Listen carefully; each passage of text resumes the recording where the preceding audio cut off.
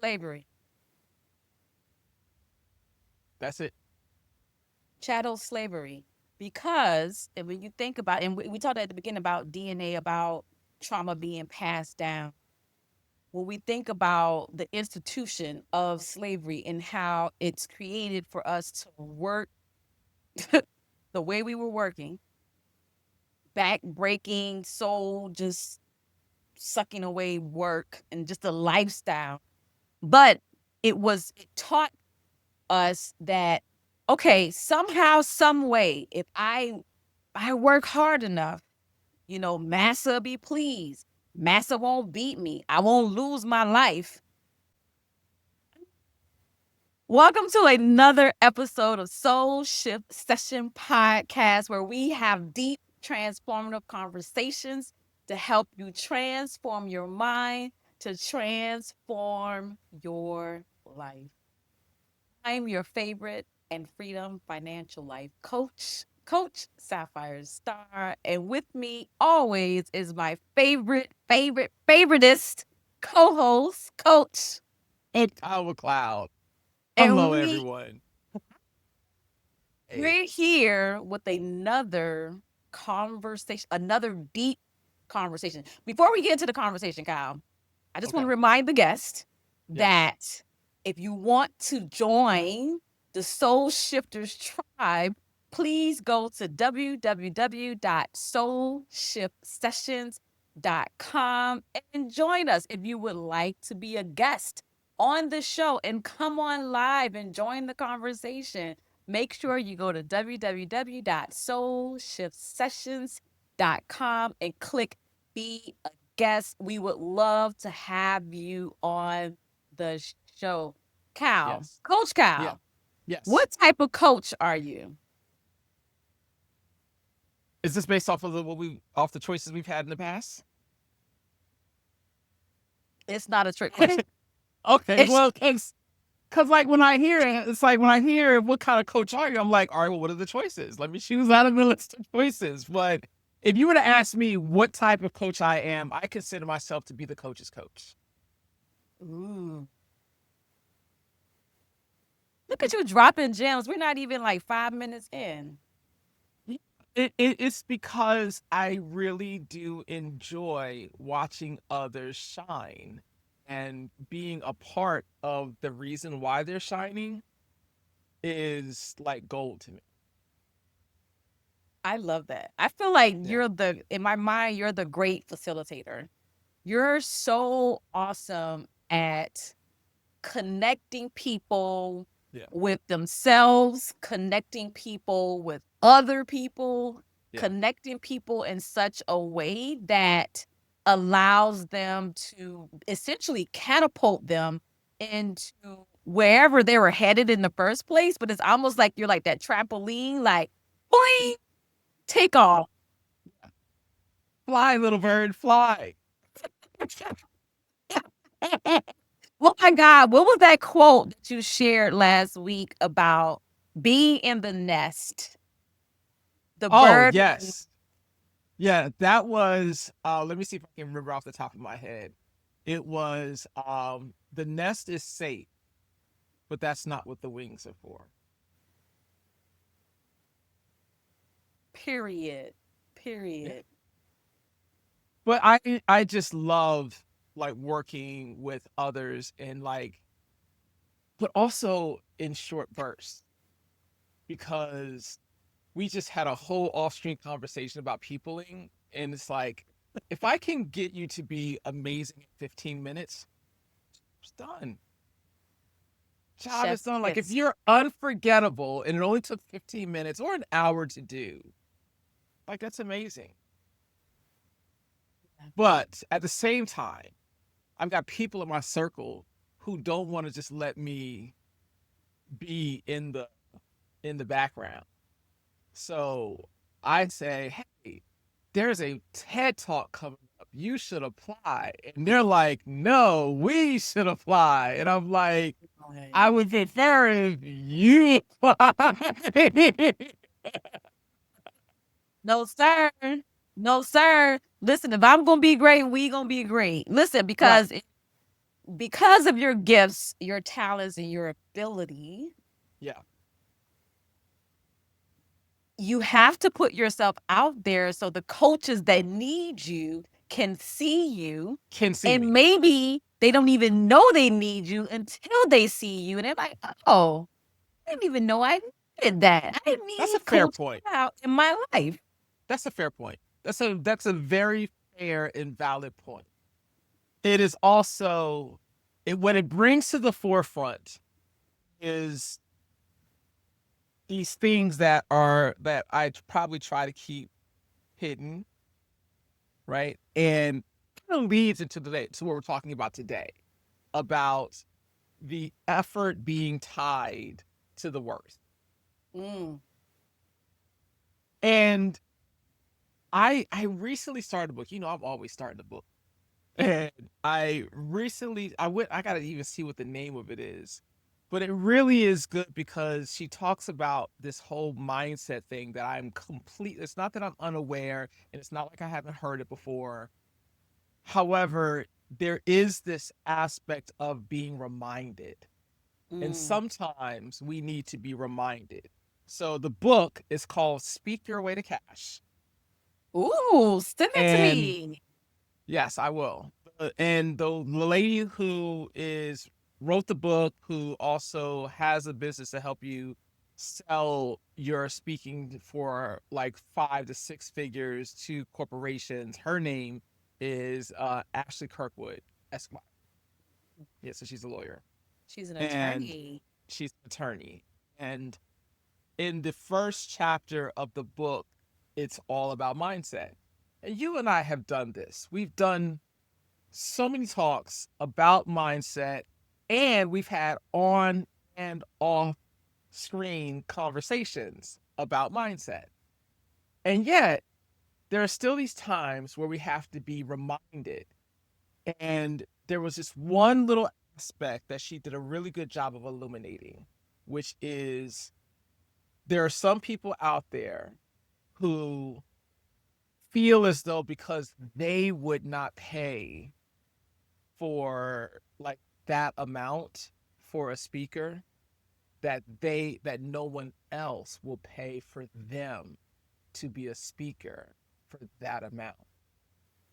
And that is powerful because that was exactly my limited belief.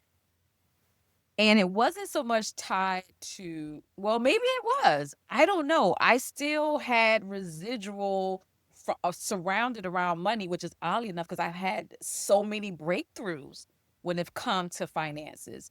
But I realized at Speaking Right to Make Millions last year in LA with Lisa Nichols that I still had financial residual things going on in my head where I thought, why would someone pay to hear me Yeah. speak? Why would someone pay to hear my story? And that was Yeah. my limiting belief. And it wasn't so much that, oh, someone else is getting paid that amount, but it was just, I didn't feel like my story or my contribution was extraordinary or something unique and special.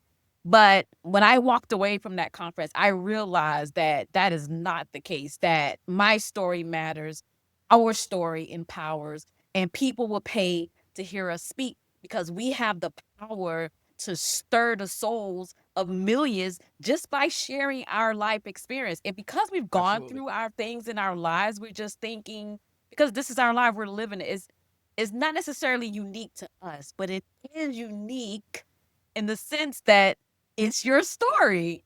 It's your That's story. what makes it When unique. you when you live with your story, it's very easy to become so familiar with it like a relative that you live with and you hang out with and you talk and you wake up with this relative, you go to sleep with this relative. They're there all the time. And not realizing that because you're with this relative day in and day out, that and you're it's not that you're not impacted by your own story, but you're not present to the impact that your story has when it's just you and your story.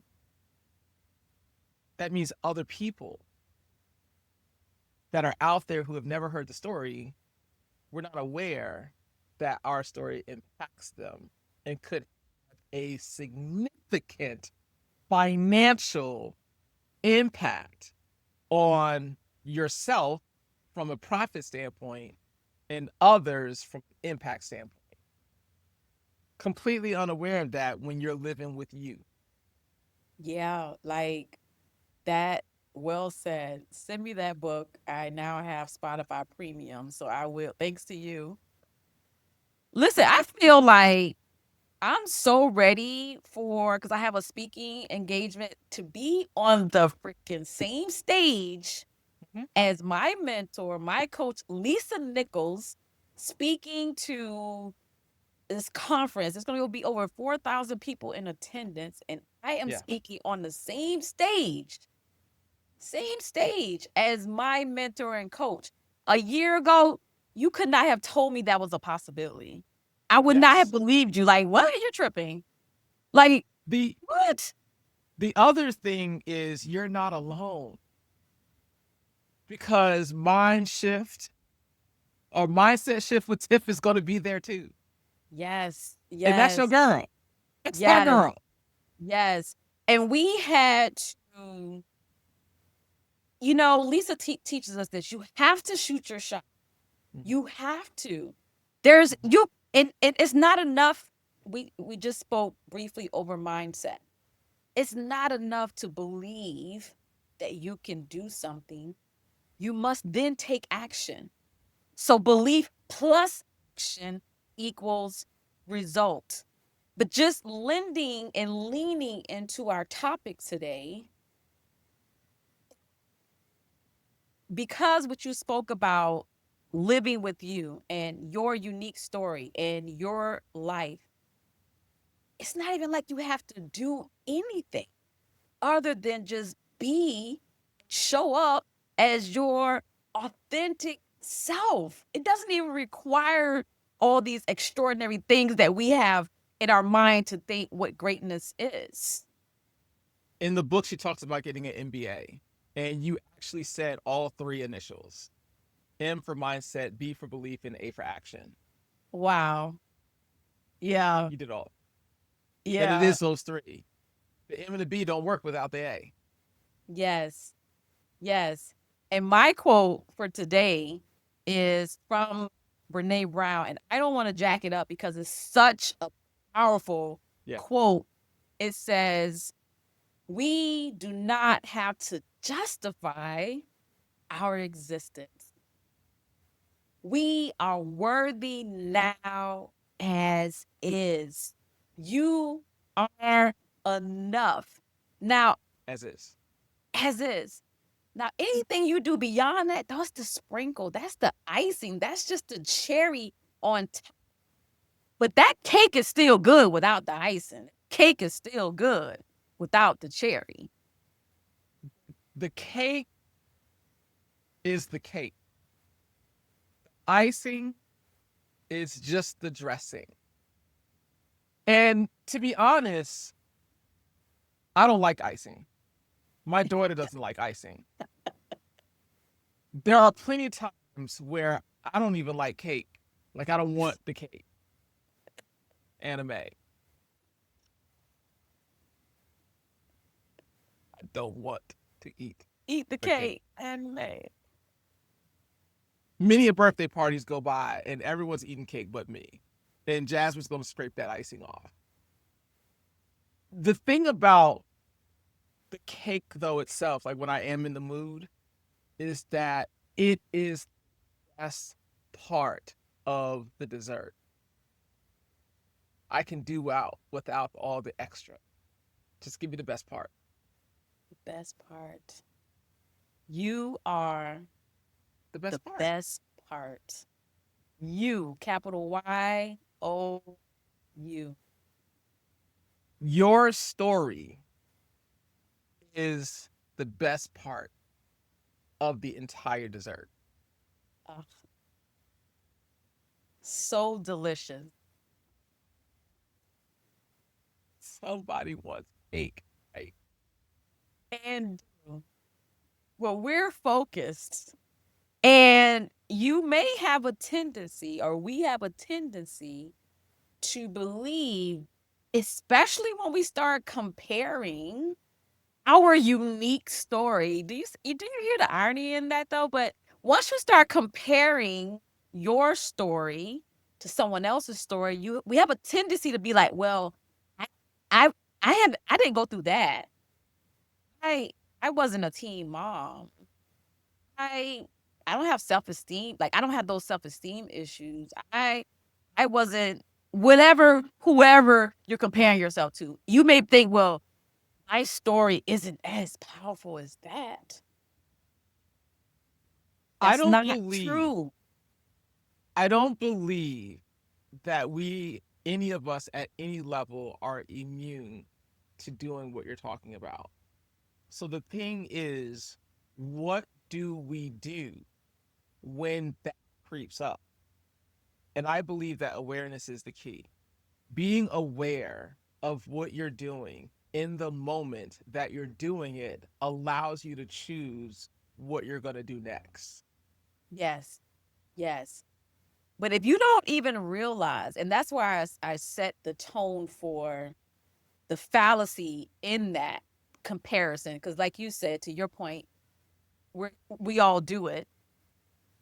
But even just to back up before you even get there, believing that not having an impact, not having anything to contribute to society, to the greater good, to someone else. But the reality is, you don't know who's out there going through whatever they're going through. Again, we're not alone. And someone needs to hear your story. They need to hear your experience, good, bad, or indifferent. Maybe you had a perfect life. What's And wrong with that? maybe, yeah, like maybe you had a perfect life and nothing happened to you.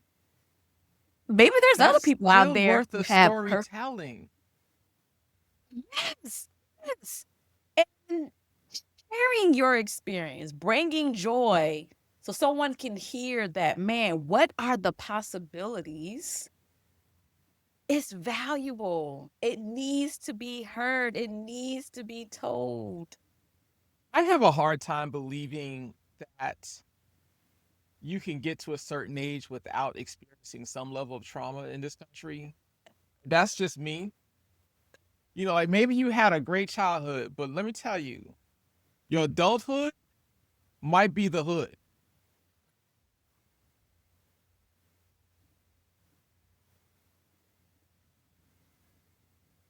That's up there would take that hoe out. That's,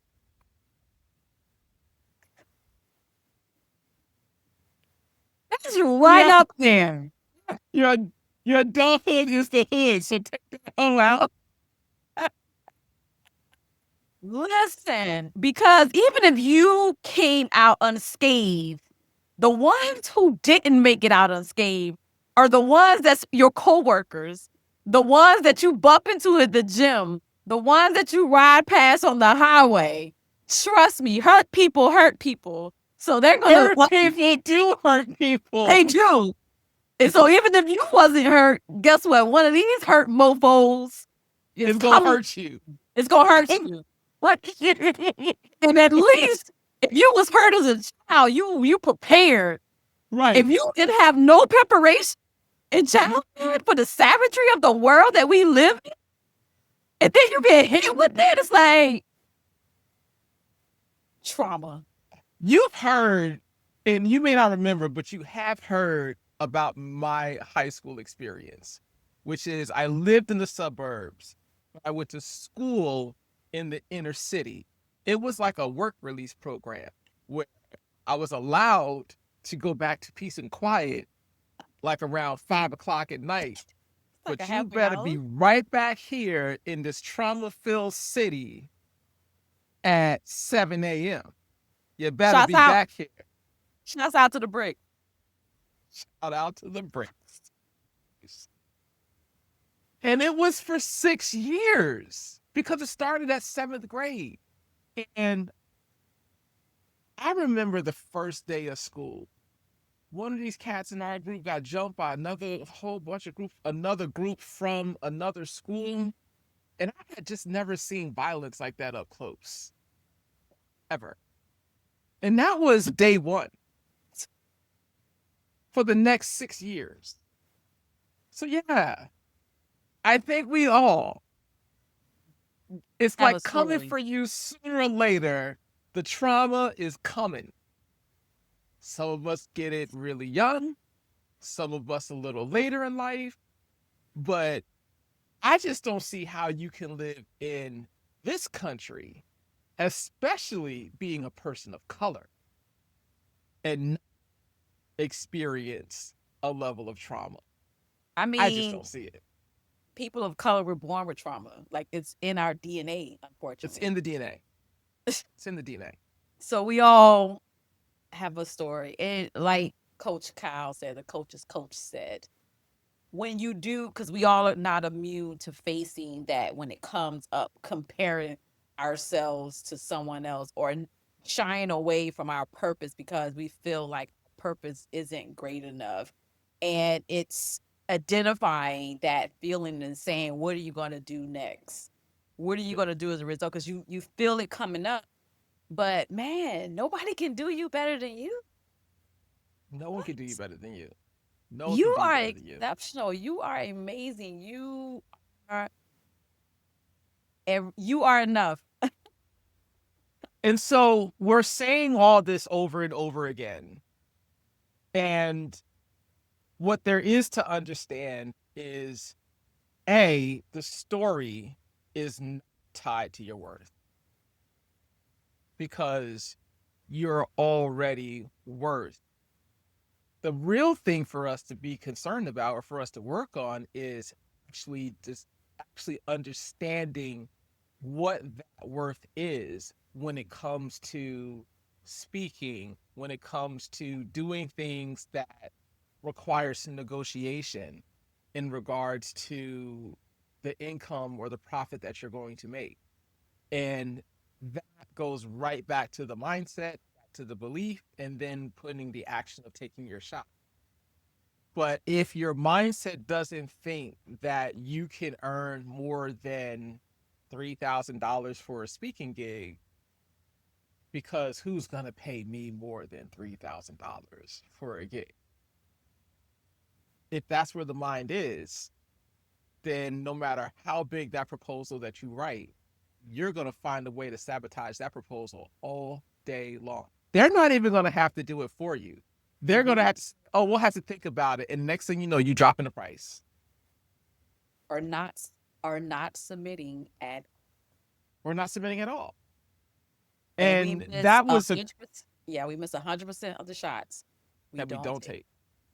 And I feel like that was the biggest thing for me listening to this audio in chapter one, is separating what we think we're worth versus what the price is.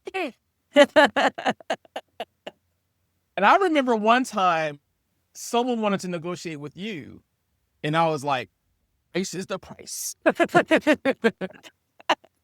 But I also know your value when it comes to your speaking, because I get a chance to sit and observe from 2 hours away. I get to observe what's going on in your life. And I'm like, people need to pay for all of that, because you are trying to bring something to people and bring a level of freedom that many people don't even believe is possible for them.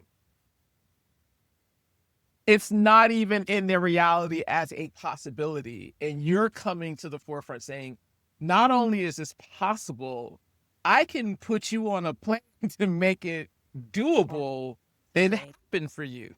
And absolutely. by the way, if you think you want to get into some real estate, I'm your girl. If you think that's Listen, what you want to do. listen, the light bulb went off for me because I did fall victim, as I said earlier in the podcast, and just earlier in life with sharing my story. I did fall victim to the it's just my story, and it's to me it wasn't anything exceptional, and also tying my worth to the efforts that I put in. So I was always out here chasing money, Mhm. always out here working, always had all the accolades to just stack up. And to me, it felt like, oh, for every accolade that I achieved, it felt like, oh, I was more valuable as a person. Mm. And honestly, it wasn't until I reached rock bottom. I'm talking about face planted on the floor that I realized that none of that stuff, none of that stuff defined who I was or who God created to me to be. Because even if I lost it all, I still am who I am. I still am the person that God created to come to this world and shine my light with or without those efforts, with or without those things. And I remember when I was at rock bottom, I was recently divorced. My uncle, who was like a father to me, passed away. I was very unhappy at my job. And I just was like, I let it all go. And man, what freedom, emotionally, spiritually, mentally, it felt just to let those things go. Because what I was falling victim to while I was falling on my face was as these things are deteriorating around me, I'm like, oh, the very core of who I am is gone. That's because I Mm. was tying who I was to those things. And in my mind, it's like, oh, if all those things are gone, who am I? What's going to happen? I'm going to disintegrate. And guess what? I didn't. Turns out you didn't. Turns out I didn't. It turns out even without those things, I am still who I am. And what I discovered was that the most valuable things to me in life didn't cost any money, and it was the most simple things in life to me that brought me the most joy. Hearing children's laughter brings me the most Mhm. joy. Listening to birds chirp in the morning brings me joy. Watching the sun set brings me a level of joy that I don't think there's a drug that can even come close. We can try, but I don't think there's a drug that can come close. So, but it took those things happening to me for me to discover my value, my worth weren't tied to those things. Because guess what? You get those things back because I am who I am. I do have a question. This is as a woman of color, or you I'm can a go as a black person of color. woman.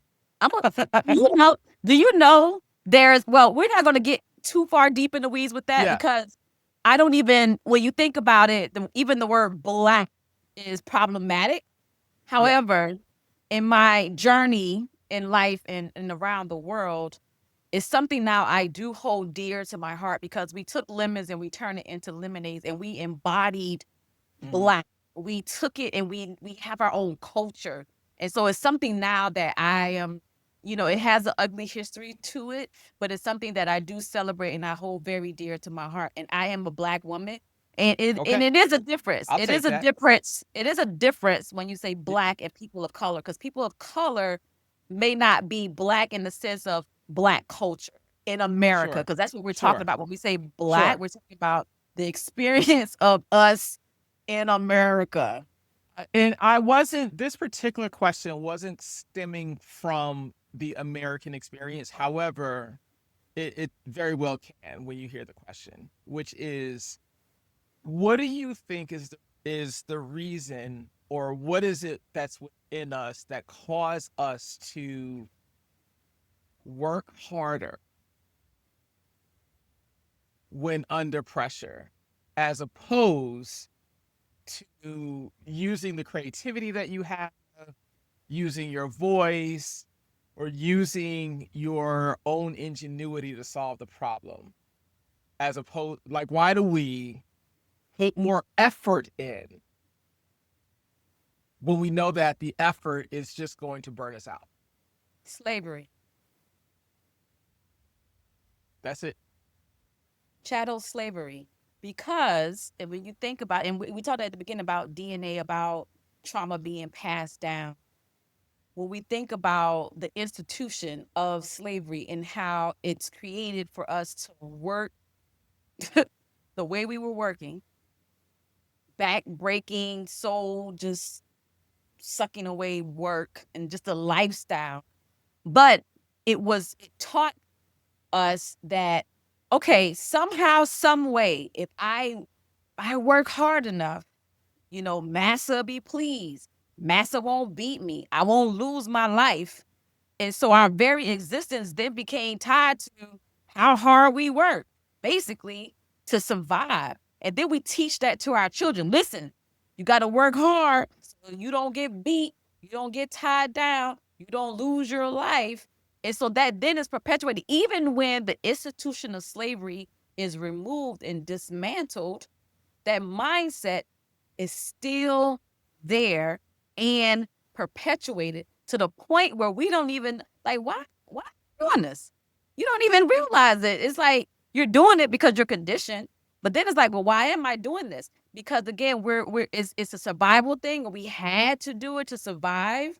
And so that's deeply ingrained into the core of who we are. But also, too, just as human beings, we just believe that and not even saying human beings, just like the American experience, American culture, because I'm shifting from Black culture to American culture. American culture is about, you know, get money, get these things, work hard, play hard. Like ingrained in the very culture of our society. And so no matter which way you turn, no matter where you come from or what your experience is something that is always in the forefront as the harder you work, the more successful you will be. And Well, the reality is that's a fallacy. That's a lie. and if you're not getting the results you want, then you must not be working hard enough. And that's the greatest lie of all. You know how I say the greatest love of all? The It's the greatest lie of greatest all. lie. The greatest lie. Because I discovered, because they're not going to tell you this, I discovered that that's not the case. You can learn how to make your money work hard. You can make other things and maybe other people work hard. If you get them to believe that, and to get the results that you want. But at the end of the day, even if I never did that, because I can go into a corporate type of mindset and business mindset too, I firmly believe that when God created us, and now we're going into a spiritual realm, when God created us in this world that we live in, He has given us everything that we need to survive and be the best version of ourselves that we need to be. Is provided right here on earth. Fruits that grow on trees, vegetables we can eat off the land. Now, nevertheless, we're not gonna get into capitalism, okay? We're not gonna do that. But natural resources, like these things are abundant. God has blessed us with these things. I was not expecting this conversation.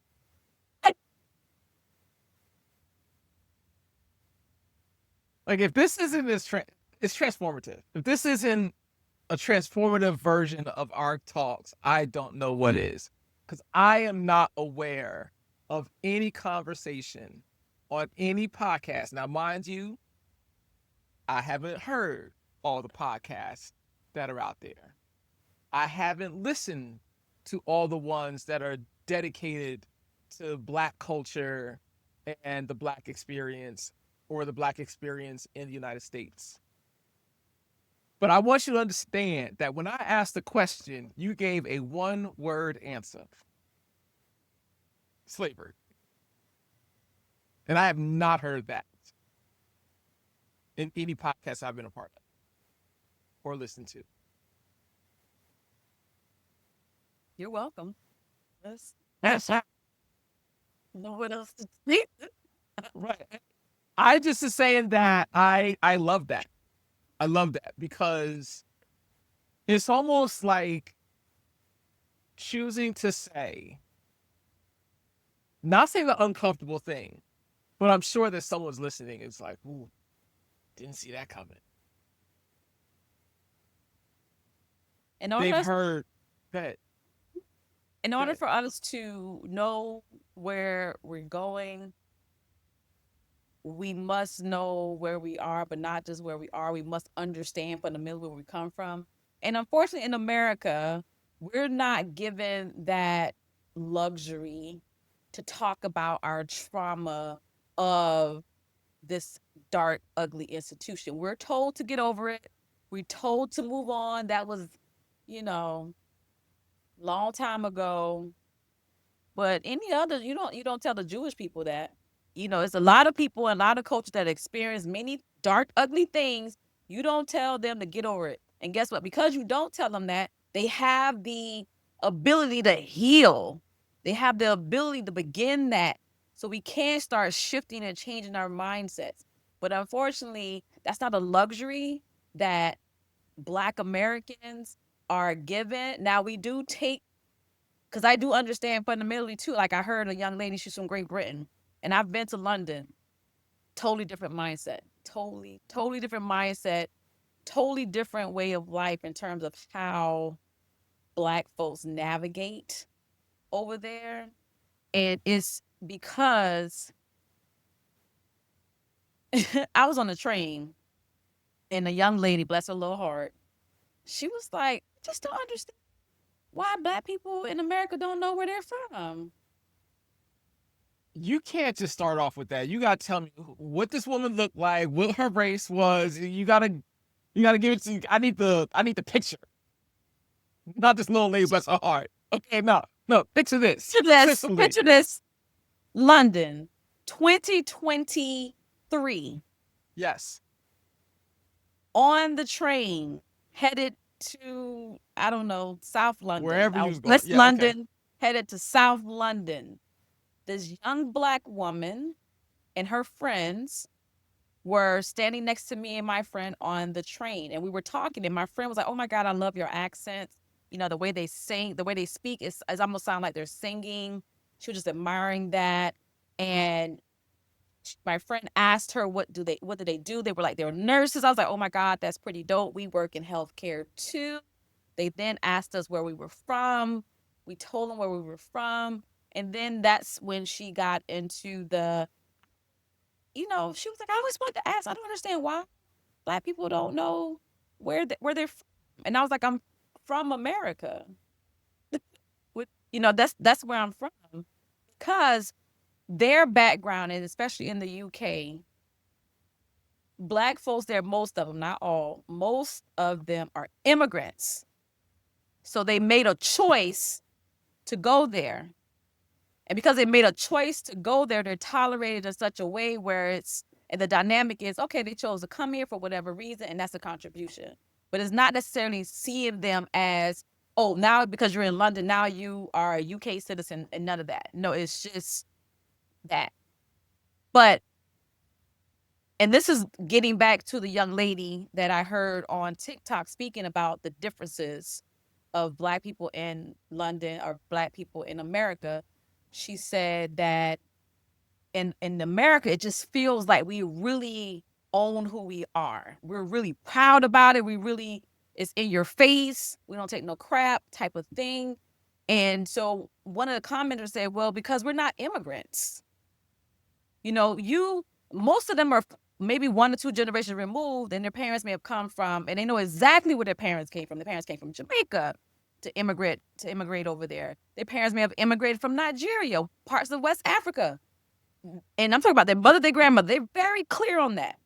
But in their mind, they don't understand, which is odd. You think, what you mean you don't know? They don't understand that we did not immigrate to America. Some of us, Dragged not over all of there. us, Dragged over there. dragged. And when you think about 400 years of chattel slavery, you know how many generations that is? That's about 20 generations.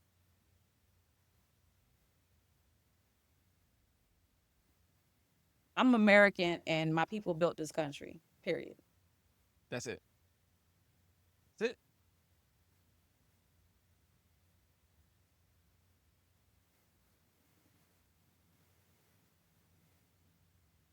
Ladies, welcome to the Soul Shift Sessions podcast.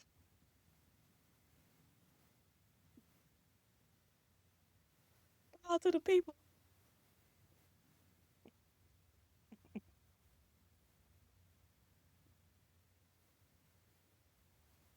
where we have deep transformative conversations to help you transform your mind and transform your life. It's really about, and what I love is having the conversations. Yeah. I think it's important to discuss people's experiences, to give, to not to validate them, but to allow people to share who they are without projecting or without feeling like somehow because of who they are it has anything to do with who I am. We can coexist in this world, in the spaces that we're in, and respect one another independent of their experience, especially if it's not your own. And that's okay. That's okay if someone's experience is not your own. But how dare you challenge someone's experience because it's not your own? Hmm. Hmm. You have no you have no right to do that, Right. you know? That's And right. pro black is not anti everything else because that seems to be the consensus. Anytime I talk about, oh, I'm pro this, all of a sudden becomes anti something. Why is that? That's crazy. Every other culture, I've been all over the world. Every other culture, everybody said, oh my God, that's so beautiful. It's so beautiful. But as soon as we out here, oh, it's a problem now. Really? We're just we're just existing. Minute we heard Black Lives Matter, the response was, "Well, all lives matter." Immediately too. And then it became politicized. And then it just became this whole thing like, wait, what? Just like the woke movement. How are we Don't get me started. Is that what that's what that hand on the forehead looked like? Don't get me started. Yeah. So yeah, someone told me they was like the greatest race is the human race. And with our differences, because we're all, different shades of the same thing, just we have different cultures, different backgrounds, but we can coexist in a way where we're respectful and we honor and we celebrate each other without tearing each other down negatively. It's not necessary. There is a line in the second Avenger, not the second one, the Endgame, the Avengers Endgame movie. And the character is speaking to the heroes, and he says, couldn't deal with your own failure. Couldn't deal with your own failure. And where did that lead you? Mm. Back to me.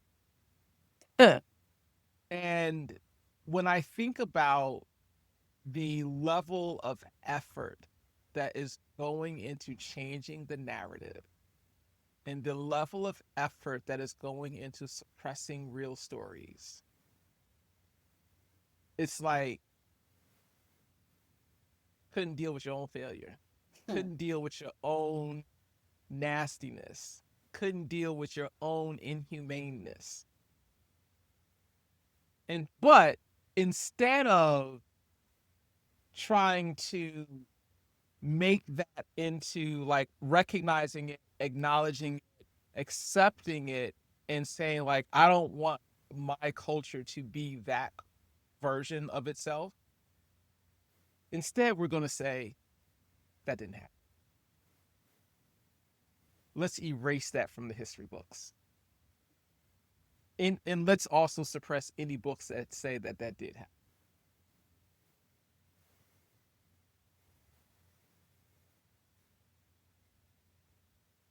It's amazing that the effort that goes into talk about effort that goes into that. That lets you know how amazing we are.